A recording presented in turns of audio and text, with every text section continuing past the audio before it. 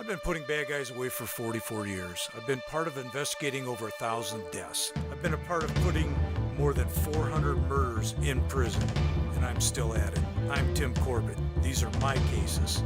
This isn't your typical criminal profile podcast. This is Killer Catchers.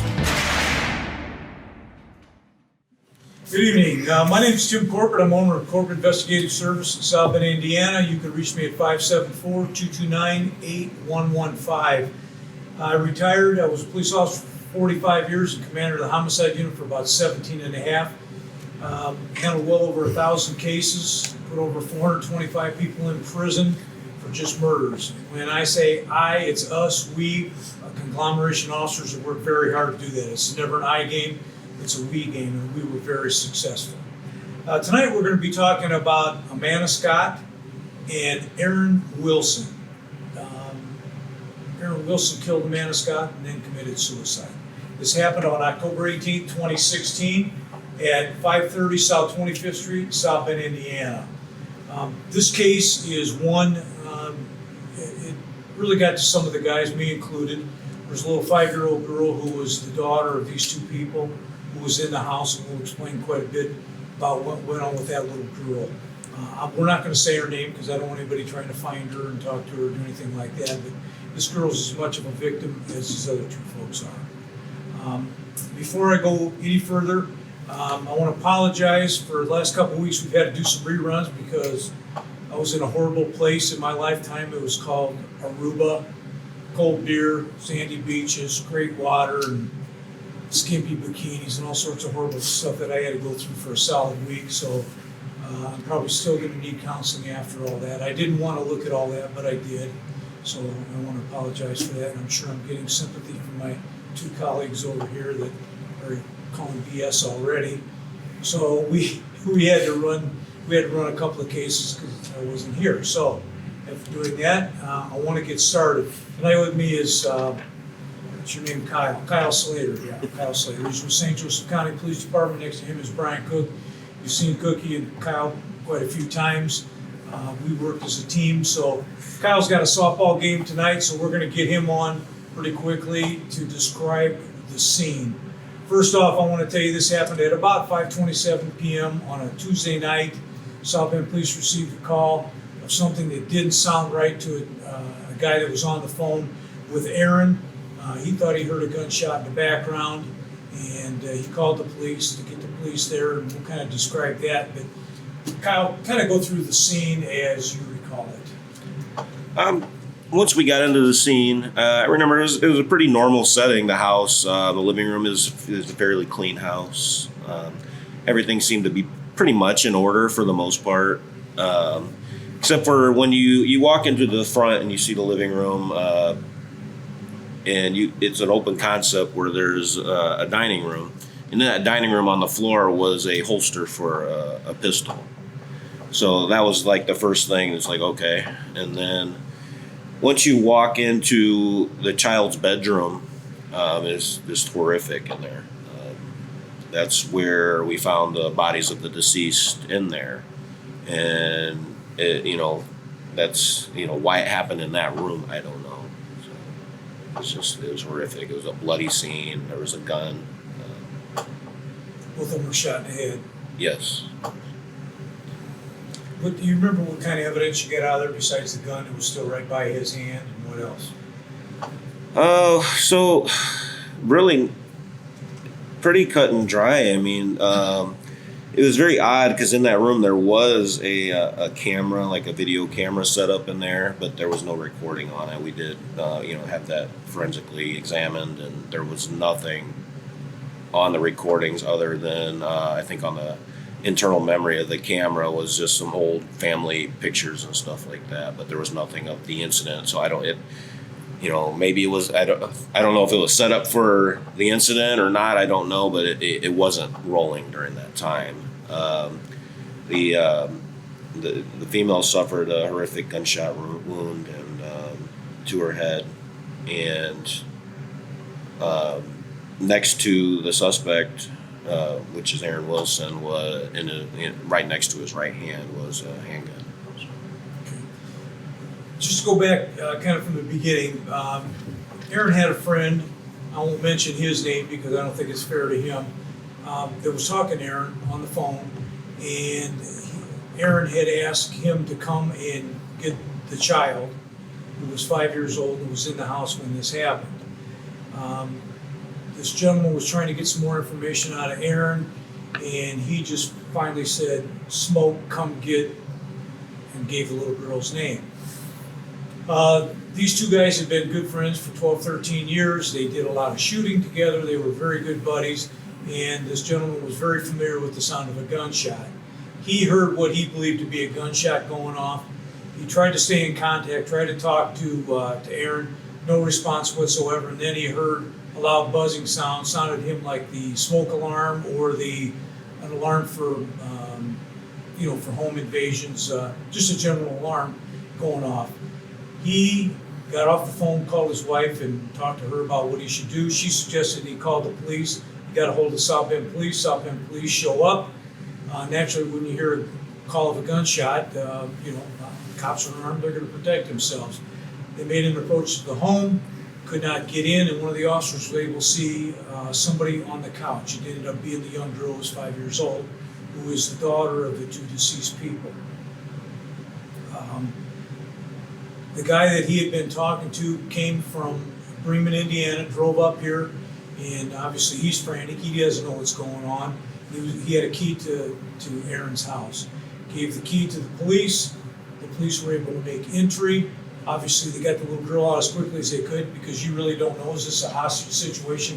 How in depth is this? You know, there's a shot fired, there's a kid in there, and you're really not clear on what's happening. So when cops go to these situations, it's not like we're clairvoyant, we know what's going on. We have to be tactically firm, tactically strong, and we have to get in and out safe and make sure that that little girl is protected.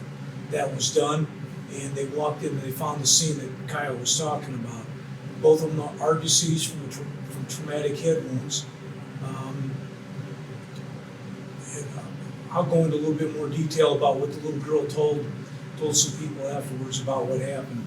Not only do we have the victim, Amana Scott, who obviously had no vote in this whatsoever, Aaron Wilson did. Aaron Wilson had a choice. He didn't have to shoot her. He didn't have to shoot himself. But because of apparently some very strong feelings, he took both the mother and father away from his daughter. That's how much greed was involved in this. That's how much narcissistic attitude was involved in it. And, I'm sure some people are going to say, well, he committed suicide and what a horrible thing to do. Yeah, it is. But think about what that little girl, and she was of age, 5, and she's going to remember this forever. This isn't something that is going to go away with counseling. This isn't something that she's going to forget because she was so young, she's not going to have a memory of it. This is something she's going to remember for the rest of her life. And who knows what kind of cost this is going to be to her later on in her life. So not only are 2 lives gone, maybe a 3rd life is going to be damaged forever. It's not fair. It's just not fair. But Cookie, you did a lot of the investigation in there. You got in there pretty quickly, and what do you remember? Yeah, the main thing I was happy to hear was that the little girl was physically okay. That was my biggest concern. I'd already been informed that the 2 adults were deceased. Doing a little background after interviewing a lot of people in the family, this had been a spiral coming for a long time. Aaron had some medical problems and he had been in and out of work, and I don't know if he battled depression or what, but he definitely took the selfish road. But the little girl physically was okay. Now what's going to happen down the road is hard to say. After speaking with several witnesses, including parents of the folks, the decedents, they had been married quite a while. They'd separated, been back together, separated, together again, work issues, things like that, and we're just having a turbulent time while still co-parenting this little girl. And the little girl obviously had no clue of the problems that was actually going on. It is it is a tragic thing, but I've seen these to where they could have very easily, he could have taken a little girl as well. Thank God that did not happen. This was a up close and personal. If I remember right, she was shot in the She was shot right where her Close. eye is, and Almost, very yeah, in the close. face. There was stippling on her. Explain what stippling is for some people that don't know. So It's coordinated with his eye. when a shot's fired up in a close proximity from actual contact to close contact, maybe a foot away, you're generally going to see some type of a stippling on the face. It's the burning powder that comes out of the gun when you shoot it, and it creates that. So once you start getting to a certain point back, then you won't see the stippling. It depends on the type of gun. It depends on the type of ammunition, on how close it is for you to actually start seeing some burning or stippling from that. So with that being said, I mean, there was a lot there. So it was very, very close contact. There was some tearing to the wound, which indicates that it was probably right up against her. If you've ever seen a gun shot at night, how the flame comes out of the barrel, that's what creates the stippling. Is that correct? So like it's the fire and the powder that actually is leaving the end of the gun with the projectile. So that can tell you how close that is, that she was burnt from that. And it was a little girl's room, right? Yes. So here's a typical little girl's room with dolls and, Disney. I'm sorry? There was Disney stuff. Yeah. That little girl forever, hopefully she never seen it. I hope she didn't see anything, but you never know. She remembers her room in her mind as her Disney stuff, as her dolls, and here's my shoes, and here's my little dresses, and here's all that. And forever that has changed. The clothing, everything just about everything in there had blood spatter, brain matter, had all, everything horrific that can come from a traumatic head wound. And that little girl was told by her dad to go out and sit in the other room. And she told a relative that her dad told her mom to lay down, and she remembers her daddy standing over the mom and shooting her twice. She was actually shot one time, but in a 5-year-old's mind, what she probably did was hear that gunshot go off to kill her mother, and then shortly thereafter, the second one that killed her father, and she put it together as 2 shots. But can you imagine your father, the one that's supposed to be protecting you, that's supposed to make sure you're safe and take you sledding and doing all that stuff, telling you to go out and sit in the other room while I kill your mother and then kill myself? Can you imagine what goes on through a little kid's mind like that, trying to process that? 5 years old, trying to explain to, we called in a couple of our chaplains to come down. And one of the chaplains, I remember going out in one of the rooms, he's actually sitting there coloring with this little girl, and he's trying to keep her mind off of it. And she's talking about her numbers in school and coloring and trying to stay in the lines. And he's trying to keep her mind still going on that so she's not focusing on it. And then she would blurt things out about what happened. Then he'd try and shift her back, not to make her forget, hopefully you could do that, but that's not going to happen, but to where it doesn't dominate her. But even in her little mind, doing all the things that she was having fun with, she'd get a flashback of that, go back to coloring, flashback of that. So, when you hear these stories, when you see these things, it's unbelievable the amount of violence people do to each other. It's unbelievable what people have to say or see. First responders, cops, firemen, paramedics, and then on top of that, now if you remember, her mother pulled up. Remember anything about that? I do, and I like you said, this bothered a lot of us. Most of us had or have kids that are grown or still at home. I remember pulling up and seeing one of the South Bend officers had her at the ice cream truck buying her an ice cream. And just to see the innocence in that little girl wondering what ice cream she's going to get, not realizing the gravity of what had just happened. And it's the silly little things like that that always get me, that kind of just take me back a little bit. I mean, we've seen about everything there is to see, but then you see the innocence in the middle of all of it. It kills you. Those are the kinds of things I have a hard time putting out of my head. But the mother of the female, yes, she did show up, and just what a wonderful lady. And the little girl was very happy to see her grandma, and just to see that the little girl was going to be with somebody was just pretty phenomenal. That she had somebody to take her.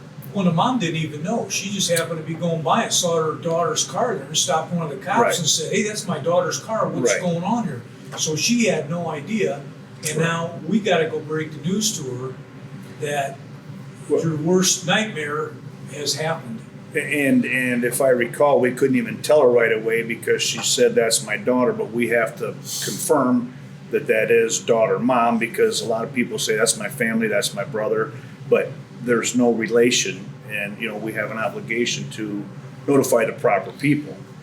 So it had to be horrific for mom, not knowing but seeing the crime scene tape and everything like that. But there's no easy way to tell them. That's one of the worst parts of this job. When you have to go to somebody's home, there is no easy delivery. There is no smooth way that you can ever make it feel good, because it's never going to feel good. You have to deliver it. You have to do it. We've never done it by phone. Excuse me. It's always been face to face, man to man, or whatever. And that's the way it just has to be. That's the professional way to do it. I've heard cases where people pick up the phone. Is this Miss Jones? Yeah, Miss Jones. And it never happened around here, I guarantee you. This is whatever police department. You have a daughter or son named Bill Smith? Yeah.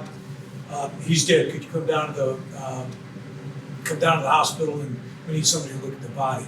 How in the hell do you do that to somebody? I couldn't imagine. We even even hearing if, it in a decent delivery, much less that cold. That's like you're trying to sell something over the phone. even if people live out of state, we will contact that local police department and send an officer to the house and not do it over the phone. But I worked with you for over 10 years, and I cannot tell you how many times I've been with you in the middle of the night, knock on a door, and people know who you are. And people come to the door at 3 a.m, and I can't tell you how many times people said, "Tim Corbett at my door at 3 a.m, this is not good." And I mean, we've had people just collapse, kind of assuming, but on the same token, people are grateful to see you because they know who you are.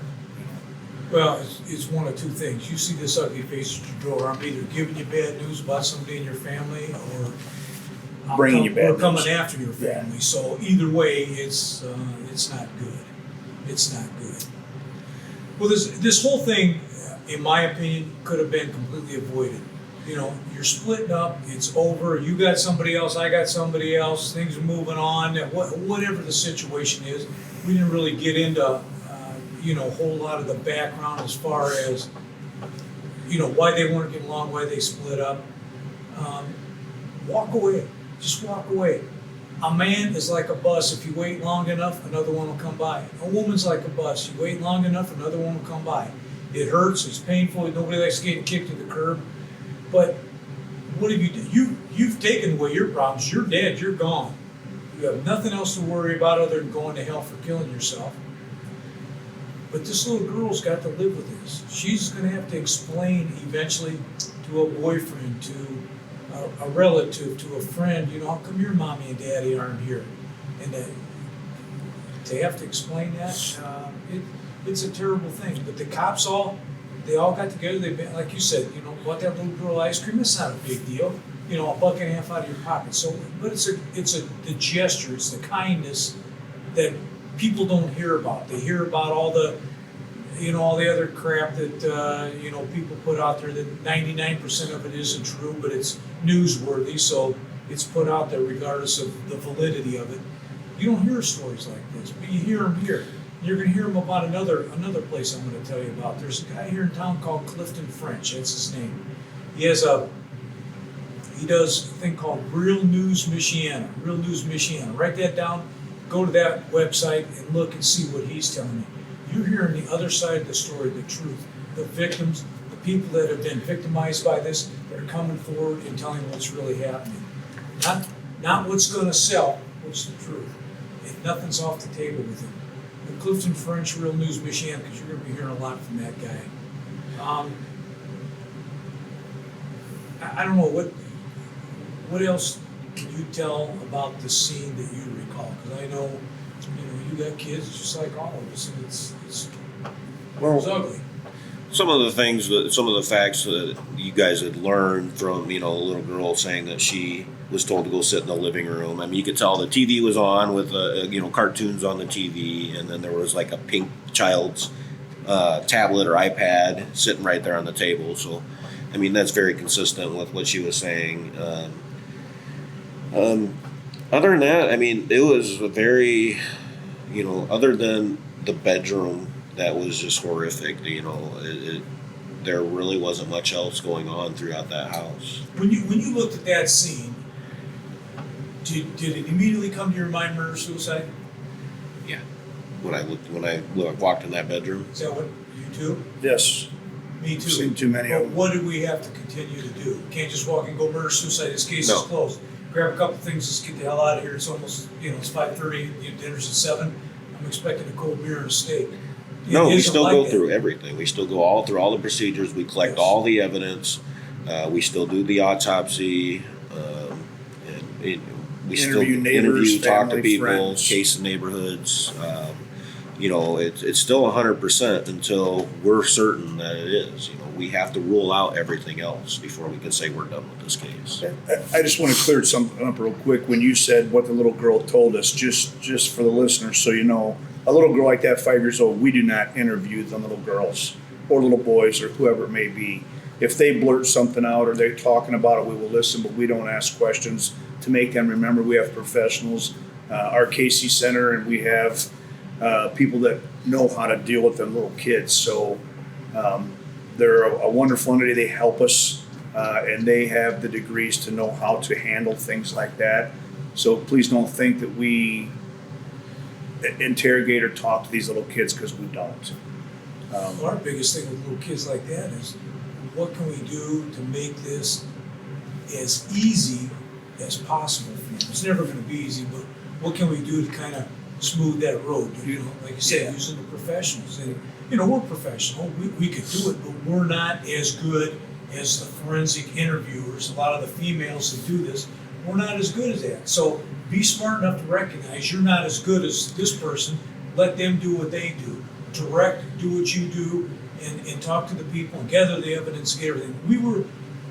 We were 99% sure this was murder-suicide. But what if? What if there was a third person in there? We still have to go through everything. We still have to collectively sit down and go through it with the prosecutor. And when we do that, it's, big conference table. What did you do? What do you feel? You get your say. You get your say. We go around the room. Everybody gets their say. Everybody has an equal say. If you want to gripe about something, you get to do it. It's the ranks out the door. The prosecutor's there. We've had arguments. I mean, we have yelled at each other. We have cussed at each other. And you know what? At the end, it's a focus, because you have to be accurate. You have to be honest. You have to be thorough. And everybody's going towards the same step. Sometimes I may not explain something as clearly as what it should be. And now you're getting pissed because I'm not as clear. And I'm getting pissed because you're dumb for not understanding me. And it's not that. It's just the verbiage, and things need to be vetted out and said. And like I said, we've had our arguments, and if people heard some of that stuff that goes on there, they go, Jesus. Especially when you're going 2 or 3 days without sleep, nonstop, because every lead is still hot, and you gotta go while it's hot.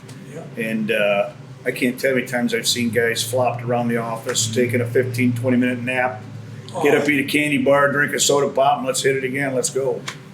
But I'm sorry, go ahead. You owe it to get every bit of information that's available, so you can definitely say this is a murder-suicide and here's why. With trajectories, with blood spatter, with evidence, with statements, with backgrounds. with good common forensic thought process and evidence gathering, and it just makes a difference. If you go in and just give a hit lick and a promise to something, and 3 years down the line, you screwed it up, you don't get a do-over. You're forever tarnished by that. So please don't think these, even the things that look like a throwdown, they're not throwdowns. They have to be taken care of. And then, like I said, we have to present it to the prosecutor. And, you know, there's going to be questions there. Did you do this? Did you find this out? And sometimes there's something that maybe I didn't think of, that he didn't think of, that he, yeah, you know what, that's a good idea. We'll get that taken care of. And it's taken care of, and we come back for another meeting, and okay, here's the outcome. Warrant for this dude's arrest. This is closed with murder-suicide. It worked out. It works out. It's a strong group of people. They're all A personalities, or you wouldn't be there. I want guys that worked with me that every once in a while you got to grab by the shirt and go, hang on a second, let's think this out a little bit. Instead, I got to pick you up and toss your ass out the door to go do your job. Because if that happens, you're not going to have a job with me. It just doesn't work like that. When we do those round tables, everybody brings a piece of the puzzle, and then correct me if I'm wrong, Kyle, but you are blood spatter expert as well as shooting reconstruction expert. Yes. So you can look at something like that and pretty much you know what it is. I mean, I got to do the totality. No, of I understand that, but I mean, yeah. knowing what you know with your knowledge and your training, like Tim said, we still ran for a week with interviewing, investigating, and collecting and stuff. Right. And so when Tim says each guy has a specialty or whatever, I mean, we've got people that are just incredible and together make a great team. Yeah, everybody's got a strength in something, and not everybody's as strong as somebody else in everything. So it's, you know, some people are smart with phones, some people are smart with interviews, some people are smart with shooting reconstruction, and so on. And it, you know, that's why we're a team, and we put our heads together and we do it together. I don't know. This is actually a pretty short podcast because this one was. There's not a whole lot to tell you than what we've already told you. And I think if you can picture a 5-year-old sitting on a couch while dad's killing mom and then committing suicide in your room, and then trying to live through that and be normal, and God, I hope everything turns out okay for her. It's a tough thing. But in addition to that, we could have caught a case the next day. It doesn't stop with this one. You still have to go through all the procedures. You can't cut the corners because now you caught another one that's got a little bit more problems with it. And you're going to have to work that much harder. So please, when you listen to this, all cops aren't bad. Systemic racism is BS. No cop wakes up in the morning and goes, "It's a bright sunny day. God, I hope I get to kill somebody today. I really do, so I can be scrutinized and talked about and called a racist and all sorts of stuff." It doesn't happen. 99% of the cops are great people. There are some idiots. There are some turds, and we try and get rid of our own. No good cop wants a bad cop, and I keep saying, and I'm going to keep saying it because you need to hear the other side of what goes on. We wouldn't be able to do these things if it wasn't for the veterans that fought overseas for us throughout the years. Without their guts and their courage, we wouldn't be able to do things we're doing. The first responders, I got to thank all those people. I got to thank people that stepped up, that were witnesses, that want to get involved, and aren't going to sit back and take the abuse by burning stuff down and tearing stuff up and being ran off and being lied to, that actually have the courage to stand up and go, I'm going to be a part of this, I'm going to tell you what happened. I got the guts, and I know I might be putting myself out, but I'm going to do it. We need more of those people. Go and listen to Clifton French at Real News Michiana and start getting the truth. He's not trying to make the news, he's reporting the news. He's not trying to slant the news, he's reporting the news. He's not trying to lie about the news, he's reporting the news. And you make your own decision. I want to thank you. 45 years of being a policeman, I want to thank you. It was an honor and a pleasure to serve. I wouldn't go back now because I don't have the personality for it, quite honestly. I'm not putting cocoa butter on your ass. I'm not telling you what a bad life you had. I'm not going to make excuses for your behavior. If you did something wrong, I'm going to arrest you, put you in jail, and hopefully you go to prison. Then I don't have to worry about you. But said it 100 times, that tree hugging, whale saving, earth muffin stuff, that may work for somebody else, but it doesn't work for us. Our job is to protect you. We're going to protect you. Give us the opportunity. You said it all. Thank you for your time. That's nothing to add. If you need me, 574-229-8115. I presently have 3 homicide cases that I'm working, that I've been hired to work on. Maybe a 4th if they give me a call here. I'm available. I still like chasing. I still like doing. Very successful at it. I'm not limited to just homicides. I don't do criminal defense work. If you're a child molester or a rapist or whatever, don't bother calling me because I'm not going to help you. As a matter of fact, I'll probably do you. So don't bother with that. But I'm here and I'll help. Thank you.